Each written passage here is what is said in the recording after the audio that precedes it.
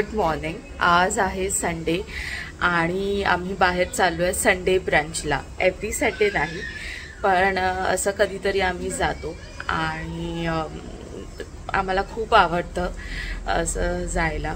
आज संडे होता पण तरी लवकर जाग आली, माहीत नाही। सो माझं अर्ध काम झालेलं आहे, कपडे वगैरे धुवून झालेले आहेत मशीनला। आता बघू कुठे जातोय। माझी मुलगी छोटी आहे, 1 वर्ष 9 महिन्याची आहे, तर तिला सोबत घेऊन जाताना मी काय काय गोष्टी कॅरी करते, म्हणजे असं खूप लांबचं नाही पण ॲटलिस्ट आपण 3-4 तास तरी बाहेर राहणार आहोत आणि त्या दृष्टीने मी काय काय घेऊन जाते ते मी तुम्हाला आज दाखवते। मी एक पाण्याची बॉटल घेतलेली आहे, ह्या 2 बाटल्या रिकाम्या घेतलेल्या आहेत दुधासाठी, आणि एरवी माझ्या घरात असं मोठी बाटली असते गरम पाण्याची, पण मी आता ट्रॅव्हलिंगसाठी छोटी एक बाटली घेतलेली आहे। हे असं तयार आहे। ह्या डब्यात मी मोजून फॉर्म्युला मिल्क भरून घेतलेला आहे। 30 ml ला 1 स्कूप असं असतं, तर त्याप्रमाणे भरून ठेवलेलं आहे। हे डायपर घेतलेले आहेत 3-4, आणि हे जे वाईप आहेत ना, वेट वाईप्स, हे मदर स्पर्शचे वेट वाईप्स आहेत। मला खूप आवडले कारण छान असतात, आणि हे डायपर बॅग आहेत, म्हणजे शी केल्यावर सगळं डायपर त्याच्यात भरून पॅक करून तुम्ही टाकू शकता।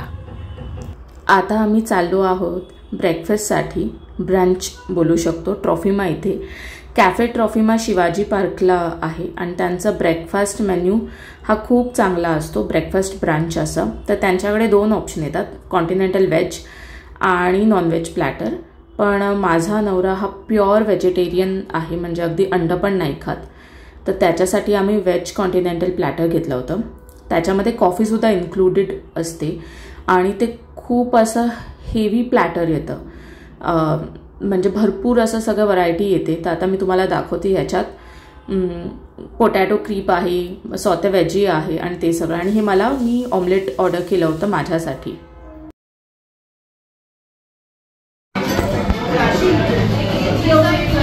काय बिल्लू?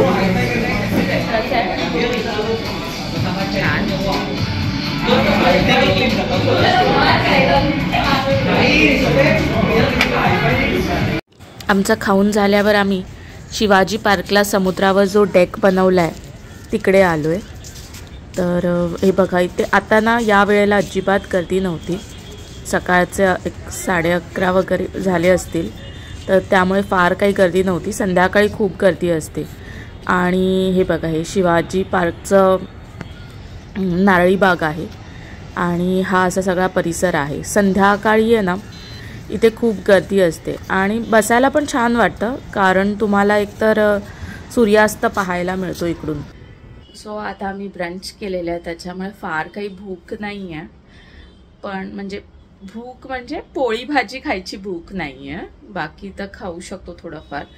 तर मी आता सॅलेड करते, पण मला कच्चं सॅलेड फार नाही आवडत, मला स्टर फ्राय वेजेस जे असतात ना ते वाला आवडतं। सो आता सॅलेड आणि फ्रूट्स असं आम्ही दुपारी थोडंसं खाऊन घेऊ, लेट लंच करू। मला स्टर फ्राईडच सॅलेड आवडतं, मला कच्चं फार राहिलेलं खायला आवडत नाही।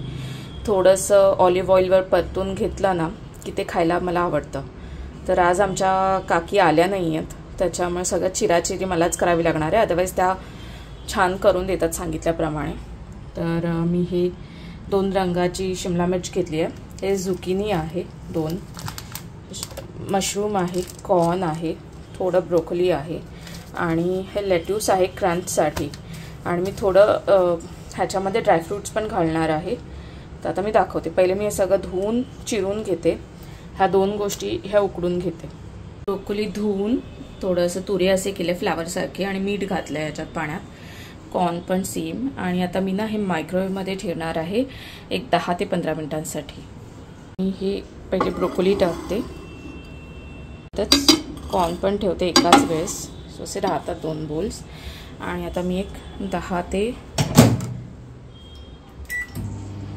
15 मिनिटांसाठी लावून टाकते त्याच्यावर मायक्रोवेव्हमध्ये।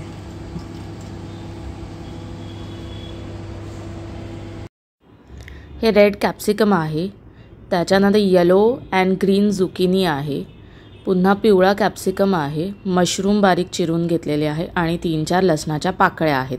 हे असं सगळं चिरून घेतलेलं आहे. झुकिनी बरोबर मी थोडं शिजल्यावर याच्यात येलो आणि रेड कॅप्सिकम घातलं आहे. त्याच्यानंतर मी कॉर्न आणि हे घालणार आहे, ब्रोकोली, आणि सगळ्यात शेवटी मी मशरूम घालणार आहे कारण ते पटकन शिजतं. आता यात मी कॉर्न आणि ब्रोकोली घातलेलं आहे शिजायला. हे थोडं शिजलेलं आहे. आता सगळ्यात शेवटी मी मशरूम्स घालते. मशरूम पटकन शिजतात आणि मशरूमला ना पाणी सुटतं, त्यामुळे मी आता झाकण नाही ठेवणार आहे. बाकी थोडं मगाशी वाफेवर शिजवलं होतं, पण आता झाकण न ठेवता मी शिजवणार आहे. आता यात मी सीझनिंग घालते आहे. सीझनिंगमध्ये ऑरेगानो आहे, त्यानंतर गार्लिक पावडर आहे आणि ते सर्व आता व्यवस्थित घालून मी हे सॅलडांना परतून घेणार आहे. स्टर फ्राय करते म्हणाले, तर तसं स्टर फ्राय करणार आहे. आणि थोडेसे तिखट म्हणून थोडेसे चिली फ्लेक्स घालते. हे जे येतात असे chilli flakes, red chilli flakes, ते घालते. त्यानंतर थोडीशी अगदी चिमूटभर काळी मिरी पूड घालते.